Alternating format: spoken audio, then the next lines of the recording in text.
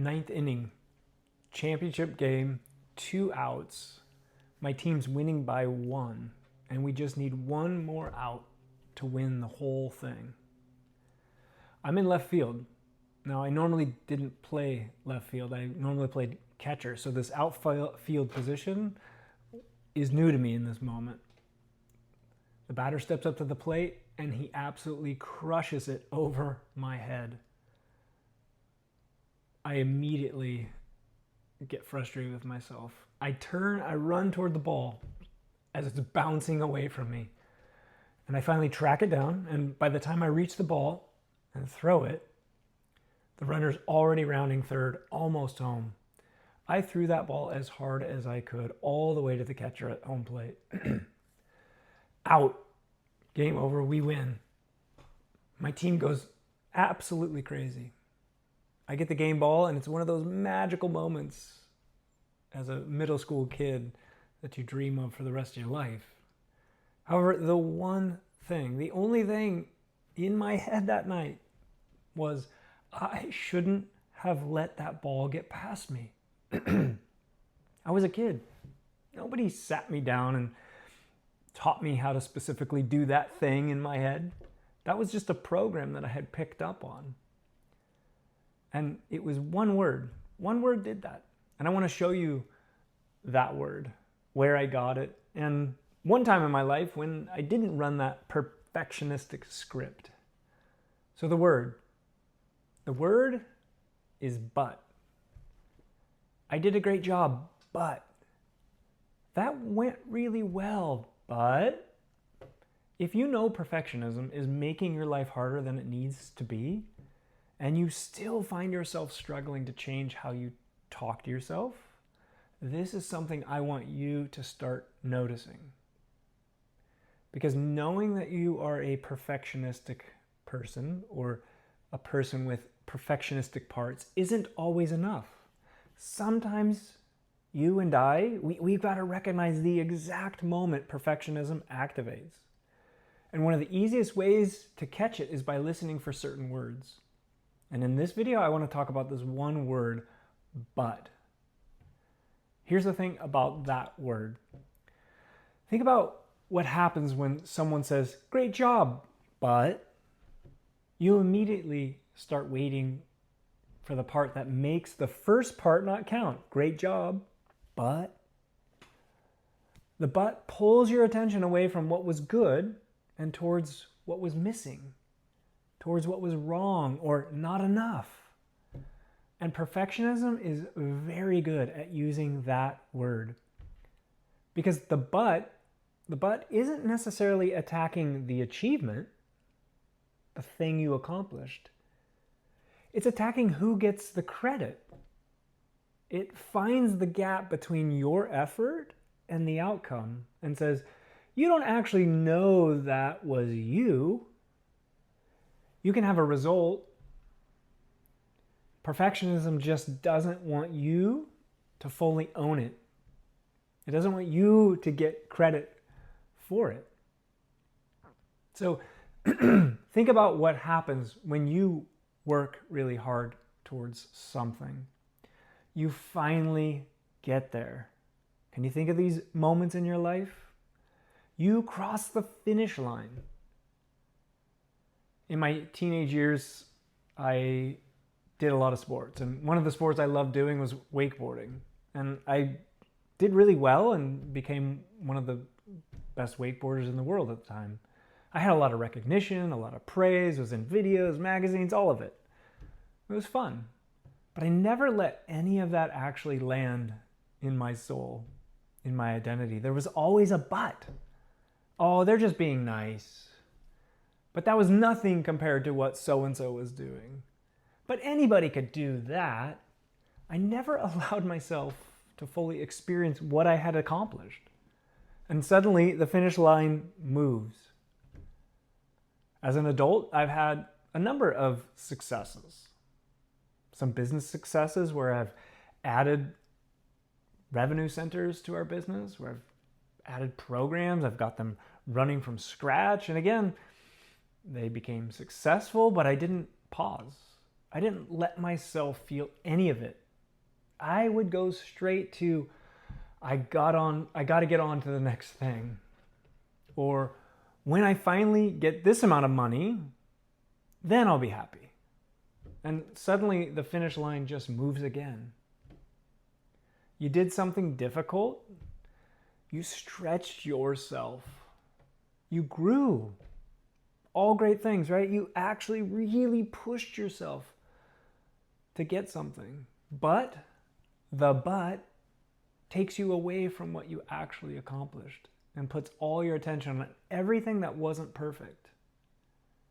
And here's what I want you to notice, because it is taken me a long time to see this. It's taken me years and years of this to just see it, right? Not perfect, still working at it. The but isn't saying the achievement didn't happen. It's saying don't fully own it. Don't let yourself feel the achievement. There's still something you need to fix. This really isn't a win, so don't focus on that. I didn't invent that voice in my head. I inherited it. Generations of my family have used perfectionism to achieve great things. My grandpa, my dad, a long line of people who have lived with the word but. And they all had achieved greatness. They all had done wonderful things. But they let the word but creep in. And it always made the accomplishment not enough. It always kept them moving towards another finish line. And here's the trap. They achieved great things, which makes the but look like the thing you and I need to keep achieving is more greatness. Achieving more, that we're not enough. And it can start to feel like this. Maybe this is what keeps me successful. So we use but to think like, well, maybe that's the one thing that's driving me. If I stop criticizing myself, will I stop achieving? Maybe I need criticism to keep going. Well, I eventually found out the answer. So when you go back to the ball getting crushed over my head, for years, that's what I held on to. I shouldn't have let that mistake happen. That ball should have never gotten hit over my head. But look at what actually happened. The ball going over my head is the only reason there was a throw. If I read it perfectly, I moved exactly where I needed to be, I would have caught it standing still. The inning ends quietly.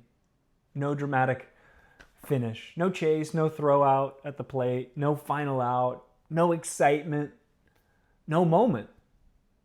The mistake was the actual thing that made the play amazing.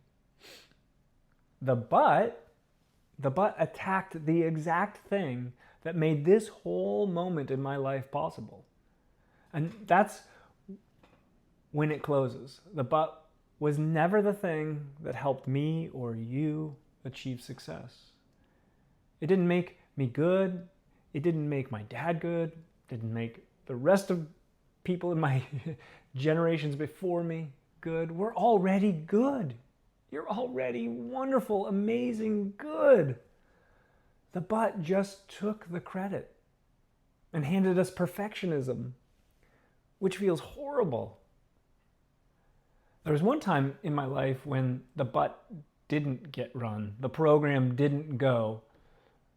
I didn't use the but. When I passed my licensing exams to become a marriage and family therapist here in California, that was a 10-year process for me. It was so daunting. I won't bore you with all the things in my life that made it really hard, but I genuinely did not think I could pass these tests. I studied harder for those exams than I've studied for anything in my life. And when I passed each exam and saw the pass on the screen, I remember I didn't run the but. It just landed. There was so much excitement. There was just no room at that point for me to explain that result away. I had studied, I took the tests, I passed. The results were connected to my effort, full stop.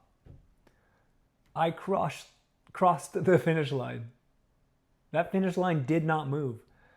And that's when I realized something. The answer isn't lowering my standards. It's not lowering your standards. It's not telling yourself that everything you do is amazing. It's learning to recognize when the but is trying to move the finish line. You and I both, we can keep our standards without erasing our wins. That's the cool part of this. So when you catch yourself using the word but, pause. Don't try to fix it. Don't argue with the perfectionistic part. It's there to teach us something. Just pause and breathe. Then notice how that but makes you feel. What's getting stirred up when you hear that word but in your heart, your mind, your soul? Maybe it's disappointment. Maybe it's shame. Maybe it's pressure. Is it inadequacy? Is it that feeling that you've done something but it's still not enough? Just let yourself feel that. Give that some space to breathe. Give that part of you a seat at the table. We don't want to bypass that pain of what that but is doing. It's doing something and we can learn from it. But once you then allowed yourself to feel that, go back to what became before the but. What did you actually accomplish? What were you proud of?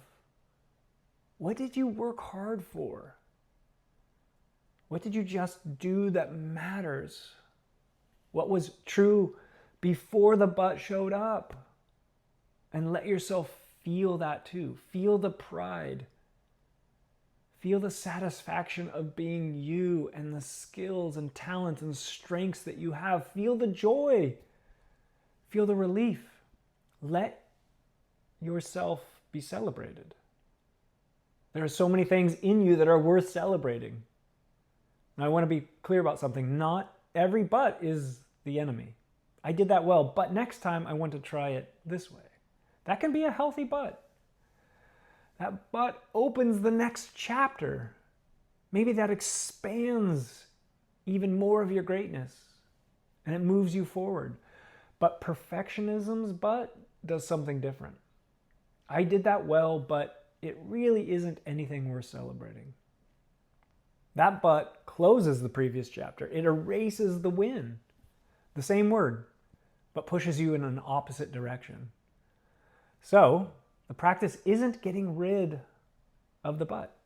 It's just simply to catch it, to pause, feel what it's doing in you, and then give the other parts of you a chance to be proud of what you've accomplished.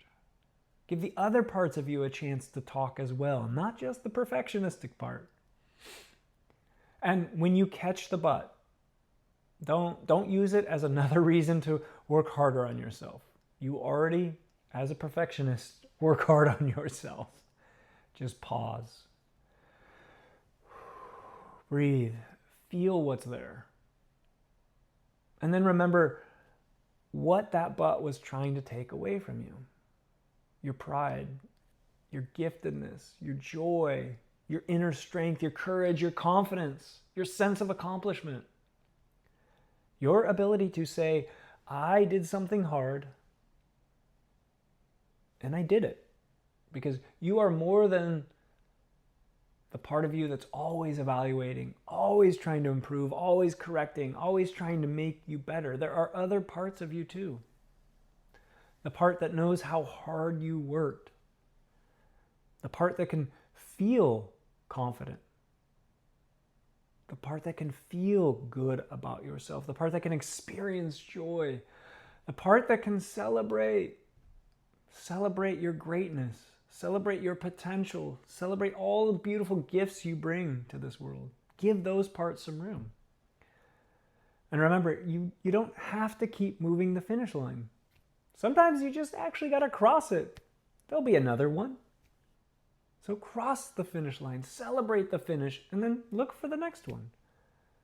Because sometimes you did plenty, you did enough. Sometimes you've done way harder things than you can imagine. Sometimes you've made so much more progress than you give yourself credit for. You've achieved great things, and you deserve to celebrate. And when you do that, I want you to let yourself feel all of that. Feel all the goodness. Look around. Recognize I made it here. I crossed that finish line. You don't need to become more perfect. You might just need to become better at recognizing how much of you is already here. How much greatness you're already bringing to all of us. How much love and goodness and joy. How your gifts, your talents, your strengths matter. And hopefully when you do that, the butt gets a little more quiet.